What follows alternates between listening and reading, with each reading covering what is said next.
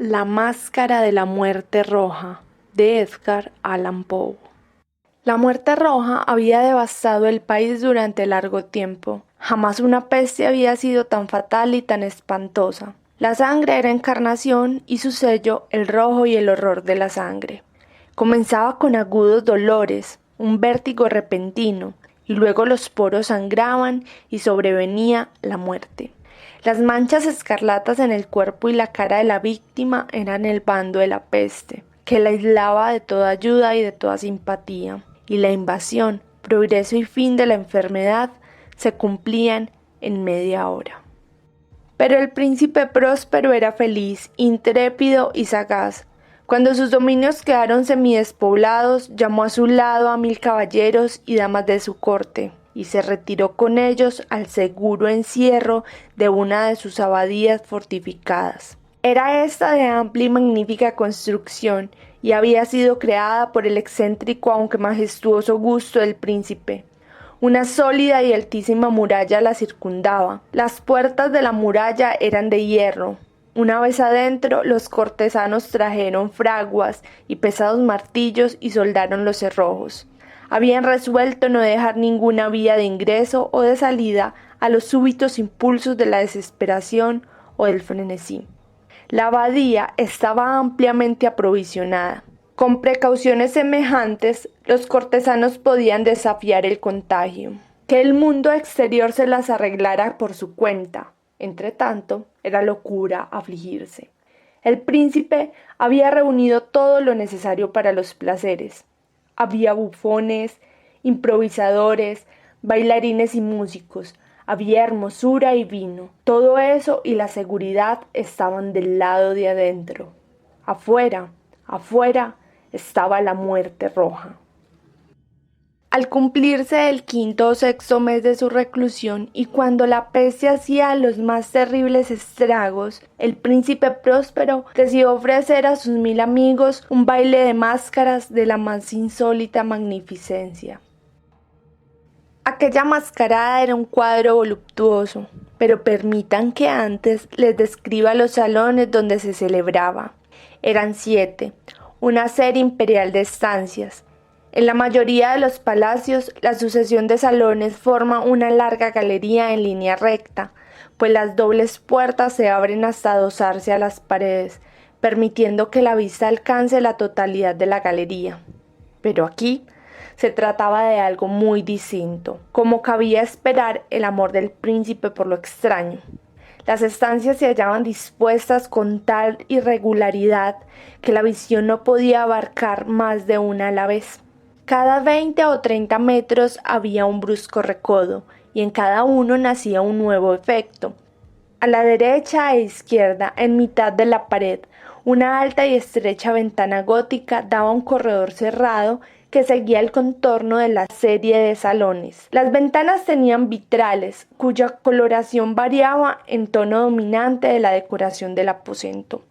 Si, por ejemplo, la cámara de la extremidad oriental tenía tapicerías azules, vívidamente azules eran sus ventanas. La segunda estancia ostentaba tapicería y ornamentos purpúreos, y aquí los vitrales eran púrpura. La tercera era enteramente verde, y lo mismo los cristales. La cuarta había sido decorada e iluminada con tono naranja, la quinta con blanco, la sexta con violeta. El séptimo aposento aparecía completamente cubierto de colgaduras de terciopelo que abarcaban el techo y las paredes, cayendo en pliegues sobre una alfombra del mismo material y tonalidad. Pero en esta cámara el color de las ventanas no correspondía a la decoración. Los cristales eran escarlatas, tenían el color de la sangre.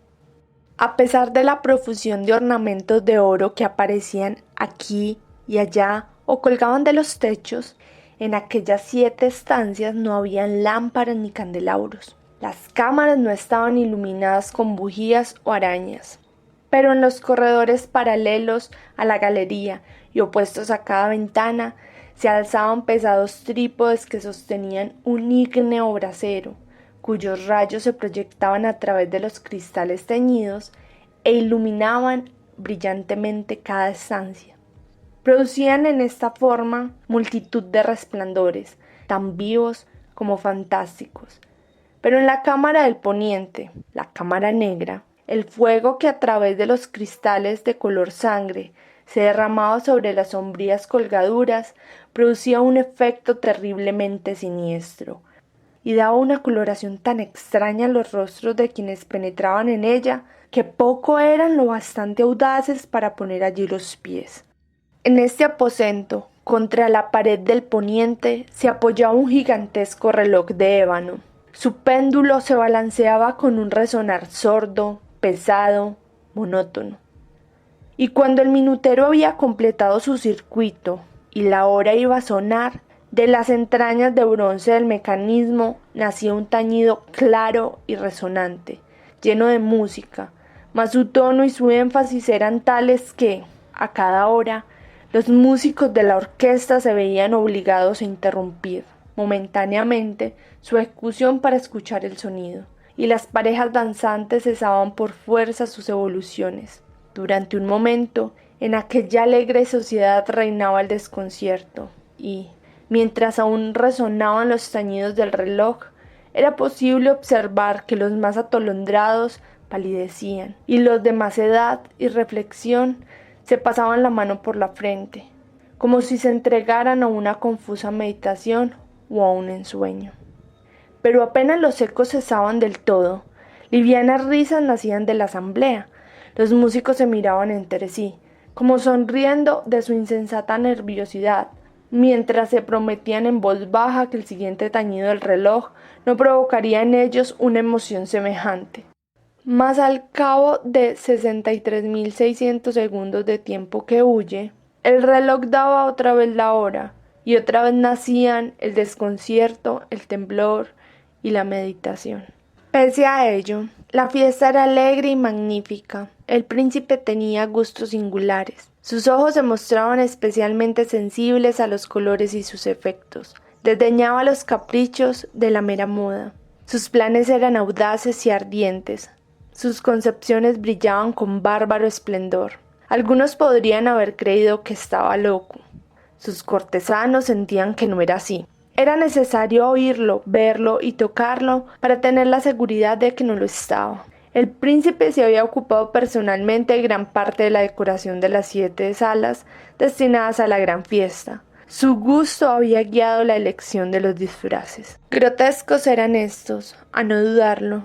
Reinaba en ellos el brillo, el esplendor, lo picante y lo fantasmagórico. Veíanse figuras de arabesco, con siluetas y atuendos incongruentes. Veíanse fantasías delirantes, como las que aman los locos. En verdad, en aquellas 7 cámaras se movía, de un lado a otro, una multitud de sueños, y aquellos sueños se contorsionaban en todas partes, cambiando de color al pasar por los aposentos y haciendo que la extraña música de la orquesta pareciera el eco de sus pasos. Mas otra vez tañe el reloj que se alza en el aposento de terciopelo. Por un momento todo queda inmóvil. Todo es silencio, salvo la voz del reloj. Los sueños están helados, rígidos en sus posturas, pero los ecos del tañido se pierden, apenas han durado un instante, y una risa ligera, a media sofocada, flota tras ellos en su fuga. Otra vez crece la música, viven los sueños, contorsionándose al pasar por las ventanas, por las cuales irrumpen los rayos de los trípodes. Mas en la cámara que da al oeste ninguna máscara se aventura, pues la noche avanza y una luz más roja se filtra por los cristales de color sangre. Aterradora es la tiniebla de las colgaduras negras, y, para aquel cuyo pie se posa en la sombría alfombra, brota del reloj de ébano un ahogado resonar mucho más solemne que los que alcanzan a oír las máscaras entregadas a la lejana alegría de las otras estancias.